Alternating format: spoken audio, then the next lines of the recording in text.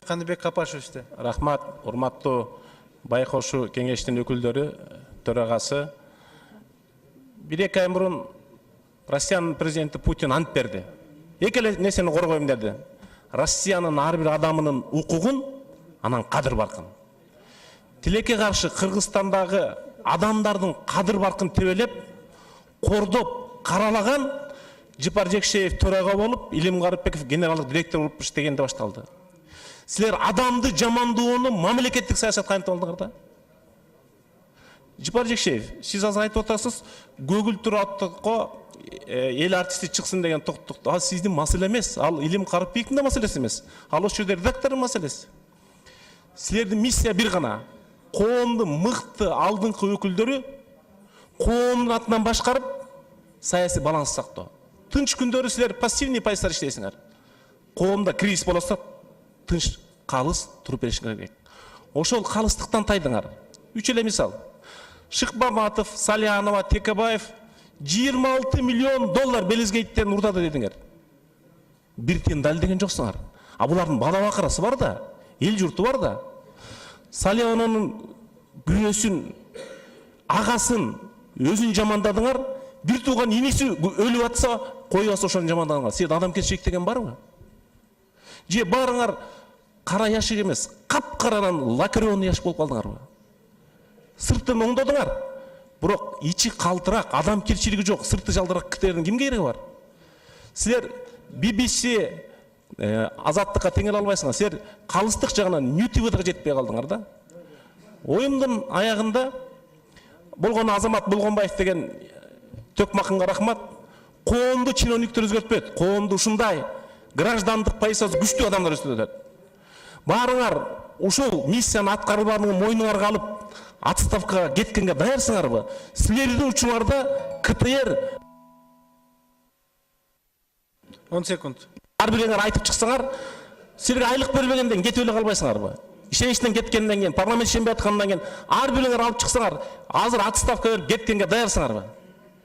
Рахмат, Каныбек Капашевич. Эми сиз абдан эмоция калтырып атасыз. Эми сизге мүнөздүү, мен дайым байкап жүрөм, урматтоо менен айтып атам да сизди. Анан кийин мындай да, мен өзүмдүн өмүрүмдө басып өткөн жолумда, мен ушу көпчүлүк жарандар ал убакта айта албай, сөз айта албай учурдан бери мен ушу күрөшүп келдим демократия үчүн, калыстык үчүн, адилеттүүлүк үчүн. Дагы эле күрөшө берем. Мен эгерде акча, байлык издесем, мен башка жактан деле кызмат сурамакмын. Эми ишеним мага көрсөтүп, ушул жака шайлагандан мейли иштеп берейин деп атам. Экинчиден, бул жерде эгерде мына мыйзамды ошо алып атканда башында өзүңүз баяндамачы болуп ушу мыйзамды алгансыз. Биз ошол мыйзамдын чегинен чыга албайбыз.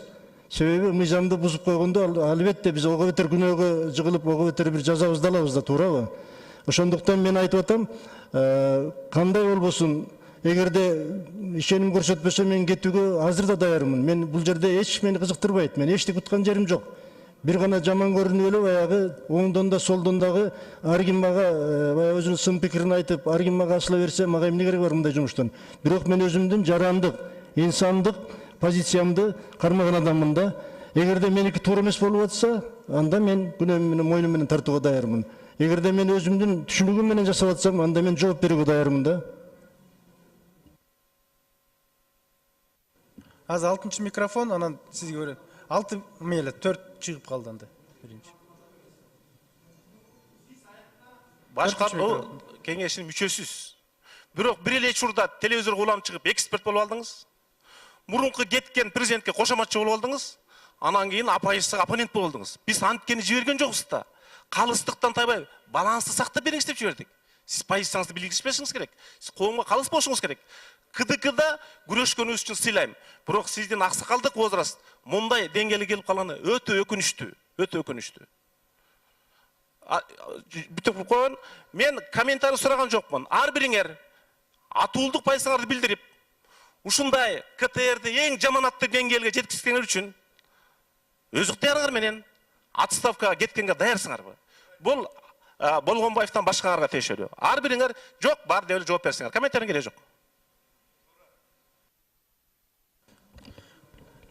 Берсем болобу? Жок, сен байкоочу кеңеш мүчөсү эмессиң. Урматтуу депутаттар, Каныбек Капашев жанатан бери бир топ сөздөр айтылды да. Азыр жооп беришке туура келет. Мен эң биринчи эле айткан, мен азыр ушул турган жерден эле кеткенге даярмын.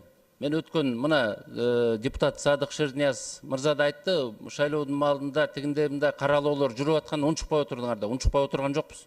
Мына Азамат Болгонбаев экөөбүз бул жерде отурган бүт байкоочу кеңештин баарын чогулта албай койдук.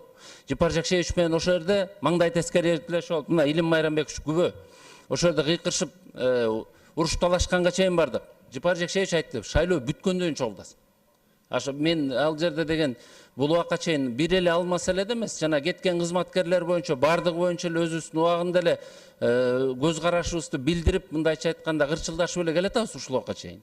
Эгер бул байкоочу кеңеште сиздер мындай өзүнүн миссиясын аткара алган жок деп эсептесеңиздер, ушул жерден кетип калганга даярбыз. Рахмат. Сиздер бирден айтып чыксаңыздар. Мен айтып коеюнчу, Каныбек Капашевич, мен азыр да кетүүгө даярмын деп айтып атпаймынбы? Бул Сиздики белгилүү, мен бөлөктөрүн сурап атам.